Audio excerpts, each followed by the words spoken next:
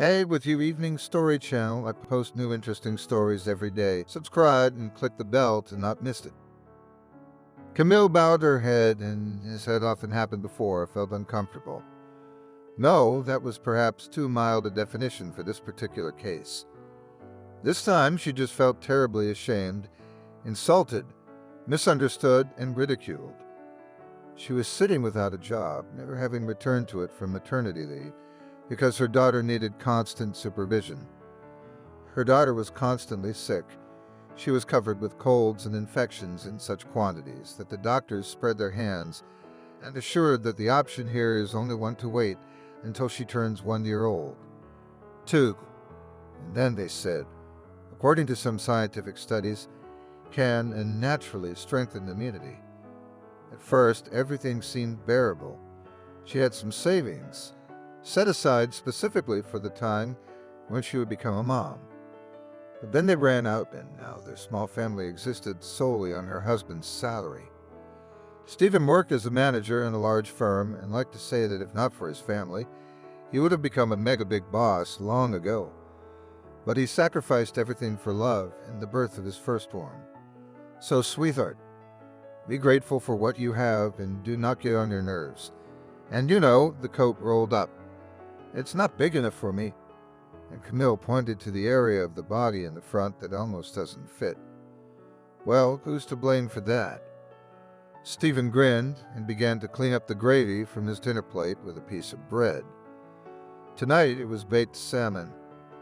I've been saying for a long time that you've gotten fat, but I had a baby.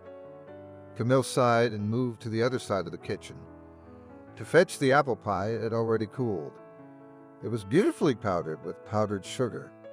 The doctors tell me it's a hormonal treatment. They're just trying to get money out of me. Stephen suddenly tapped his hand on the table and Camille flinched. Her husband was clearly losing his temper. No, he had never laid a hand on her. But somehow it was different from the first 6 months of their marriage. Before her pregnancy, she could not even theoretically imagine such a development. There's a lot of diets. Try losing weight now or else. I'm sorry, but you're just unpleasant to be around. Forget the coat. After all, where are you going to wear it? Do we have a fashion show at the supermarket until 12 o'clock at the same time as the senior discount? Satisfied with his own sense of humor, Stephen grinned. You're still walking in the courtyard and there are all their moms the same. Who do you have to show off in front of, please? Sorry, Camille said, put the cake in front of her husband, then took to cutting it. Sorry and forget it. Okay, I'll walk around like this for a while. Well, you're a good girl, he said. While enjoying the pie, he went to the online shopping app to check when the delivery of his order would arrive. Stephen liked to say that he was one of the main faces of the firm. He needs to look presentable. That's why he ordered several branded ties and shirts. All together, by the way, cost the same as the 3 coats Camille had seen on sale. She recognized it because she furtively looked over her husband's shoulder into his smartphone. After dinner, Stephen went to watch TV and Camille did the usual chores, washing the dishes. Then stopped by to see her daughter. Today, fortunately, she was a good girl and did not suffer from colic. She ate well, slept a lot, and didn't get cranky sitting by her daughter's crib. Camille involuntarily plunged into memories at how well it had all started. The age difference with her husband was a solid 9 years, but it did not embarrass her. Who cares if they were perfect for each other? Both ambitious, purposeful, dreaming of a strong family. Should have been out looking back, Camille recognized. There were moments then, nuances that could be said to be telltale signs. She was the late and only child in the family. Her mother had said they'd had her when they realized it was useless to put it off any further. Both parents were already in their 40s, and they were afraid of missing something very important and the most important thing in life. But as my mother admitted later again, they were not ready to be parents at all. She did not say it to her daughter's face, but in conversations with relatives and friends, which she sometimes accidentally heard at home. Sometimes she would hear this version of the excuse for the mistakes of upbringing, saying that they were just not ready, so did not understand how to be parents. However, Camille could not recall any particularly traumatized moments from her childhood. Her childhood was normal. Shoes were put on. Toys were in circles in addition to school went to school in the summer, though not every year but taken to the city. They lived there, renting a room of distant relatives. It would seem, what else to wish for? That's what Camille was told once, when she complained about loneliness when she was in her turbulent teenage years. Yes, her parents were good, but they'd never had the kind of close, open-hearted trust. And then Camille got used to it and promised herself that further in her life, she would have everything much better. And in her husband, she will definitely choose such a man, so that he could be relied on, so that he could trust himself completely. Despite her great ability in the humanities, Camille decided after school that she wanted to become an accountant. Her parents said she could be whatever she wanted to be. Studying was relatively easy, and even the workplace was lucky in terms of team composition and salary. Camille decided that she had begun a full adult life. Isn't it time for her to think about organizing her female happiness? And it was as if someone had heard her, because soon she met Stephen. For the first time, they met on the seafront, where Camille liked to come for a walk. Summer weekends were very picturesque sunsets, coloring the sandy slopes of the river in all shades of pink. And it turned out that she and Stephen had a lot of mutual acquaintances. And soon they were a couple. Soon they were celebrating New Year's Eve together, and in the spring they got married. During the same period, the firm where Camille worked was going through a big change, and it was hinted that her promotion and generally jet-setting career was just around the corner. And her colleagues were shocked when the hard-working Camille suddenly announced that she was going on maternity leave, because motherhood was the most important thing for her, because her husband told her not to delay it. Camille was told that she could, of course, come back after maternity leave, but that the moment would be lost, and she would not get what she could have had. So don't. Camille smiled carefree. But I'll have something else. I'll be a mom. That's good, said the senior accountant, looking at her with a piercing gaze. Don't rely on your husband, child. What are you talking about? Don't you get it, Camille? I'm saying that a woman, especially a mother, needs autonomy. Forgive me for being blunt, but you seem to be dissolving into him. Camille didn't even argue. In fact, she even felt a little sorry for the senior accountant, from whom her husband had left 4 years ago, ran away to a young student, and in the back of her mind, Camille suspected that perhaps it was her own fault. After all, she had so often said that a husband today is not the same as a husband 100 years ago. You can't give him too much power. You have to know how to put it in his place. Stephen, by the way, often liked to joke with guests that Camille's work is such that anyone with the right education could handle it. But he was a much more valuable specialist. He actually liked, and especially after the wedding, addicted to criticize his wife, and preferably in front of his guests. But to criticize so strictly on business. For her own good, as he himself said he could. Day after day, slowly but inexorably convince her that it is terrible to use perfume because you want to breathe fresh air at home, and therefore do not need to spray them when you're in the apartment. It could have been better. She could have had a son instead of a daughter. Camille was shocked when her mother told her about it and tried to tell her that biologically speaking, she could not control it if she wanted to. But her mother-in-law looked at her like a fool and referred her to a reputable program. It was one that Camille's parents liked to watch too, by the way. But she always thought that it was a collection of anti-scientific myths, created obviously only to attract more gullible, superstitious viewers, and watched it as a humorous show. Camille was willing to do a lot for her husband, but did not ask his mom for cooking lessons. Thankfully, thousands of step-by-step recipes could be found on the internet as well. When Camille realized that going back to work wasn't going to work anytime soon, she wanted to start working part-time on the internet, maybe writing some articles on women's light topics. But the laptop suddenly broke. Repairs were terribly expensive. It was impossible to type much from a smartphone. And my husband didn't share the laptop because he took it to work during the day and used it himself in the evening. Well, on weekends, he wouldn't give it to her. talking about how she'd break some big-name brand tech. But the case of Camille's cooking skills and her refusal to take a part-time job were a drop in the bucket compared to everything else. About a year and a half after the birth of her daughter, Camille realized that she had almost lost touch with her friends, former colleagues, and those friends who did not belong to her circle of acquaintances with Stephen. And when it happened, Camille somehow missed the moment.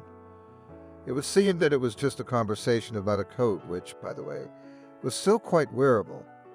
But for some reason, it was this last incident that had gripped her so strongly.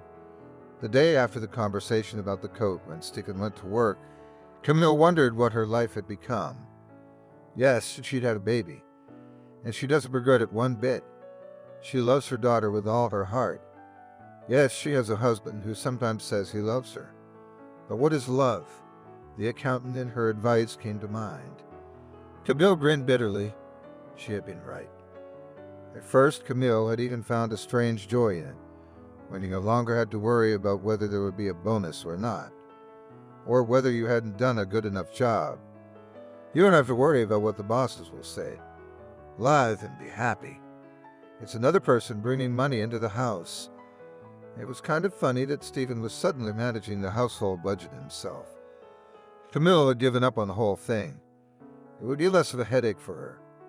She remembered while she was spending the money she herself had set aside for her maternity leave. Her husband didn't grumble when she asked him to add a candy bar or yogurt to the shopping list, for example.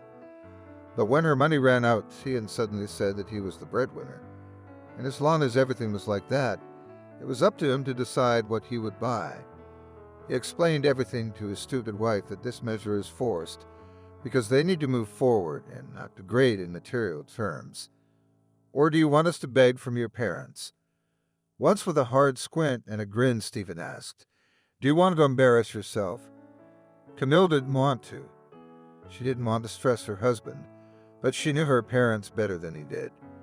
And she was absolutely sure that they would have grumbled a little, but they would have helped with the money. And they wouldn't even have to keep reminding her to repay the debt. Camille rubbed her temples. Her head ached again. In general, she had been feeling abnormal lately, tired. And her husband had begun to reproach her for it. "Why do you got a headache?" Then Camille took out her notebook. It was a common notebook with kittens on the cover.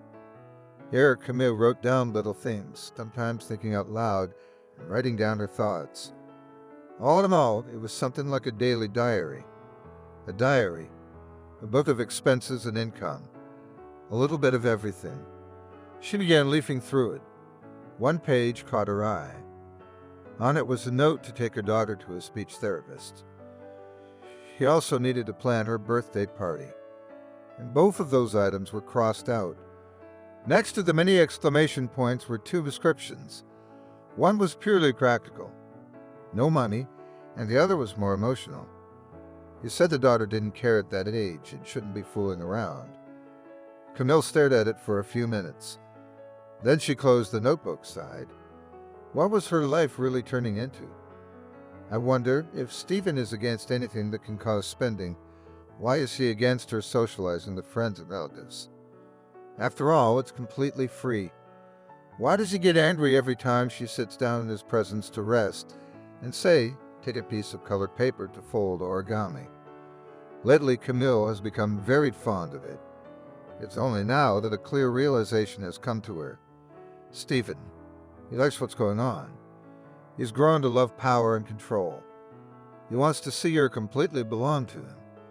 He wants to erase, undo, destroy everything that tied her to her past life. Bullshit, Camille exclaimed. And all these thoughts of hers, but then with frightening clarity realized it wasn't all that delusional after all. And she also thought that if someone had told her a few years ago about a couple who lived like that, she would have been horrified and would have said that the woman there had become almost a slave, and that the husband, even if the difficulties were temporary, had no right to treat her like that. It wasn't the fact that there was no money for a new coat, but the way he'd said it. Camille stood up, took a glass of ice water, and drank it down. She repeated it again. She suddenly remembered vividly and acutely what her husband had said to her the other day. It was that he had admired an acquaintance of his who already had 5 children. Camilla herself had never wanted to have so many children. She thought, well, it would be 2 or 3 at the most. Now she suddenly realized how her husband would decide that they needed many children, and she would be stuck in maternity leave for a long time.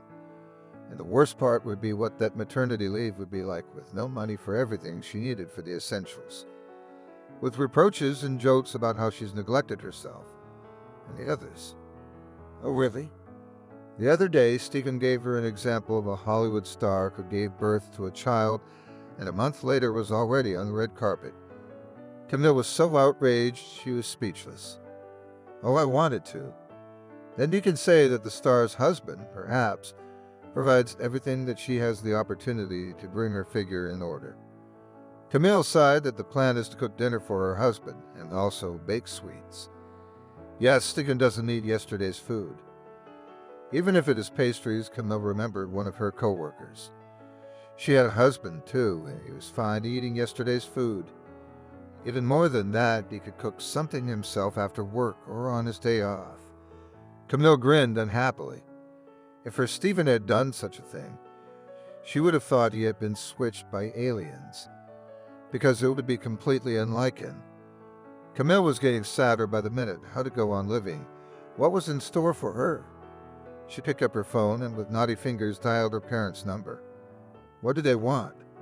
Let them tell her back, and she has the right to just ask. And she asked if she could come and stay with them, live with the baby, because yes, something had happened in the family. Finishing the call, Camille glanced at her watch. There was still plenty of time before her husband returned. But she remembered how she had once packed a suitcase for a vacation and realized time was actually very short. With the speed of a typhoon, Camille began to run through the rooms, gathering all her clothes and her daughter's things, various household trifles, and the things she had bought with her own money during the marriage. It turned out that everything would not fit into 2 travel bags. Well, don't. In the chorus went dense bags and even a few cardboard boxes that conquered everything on Loggia. Finally, everything was packed. Camille called a cab and asked for help in getting her things down.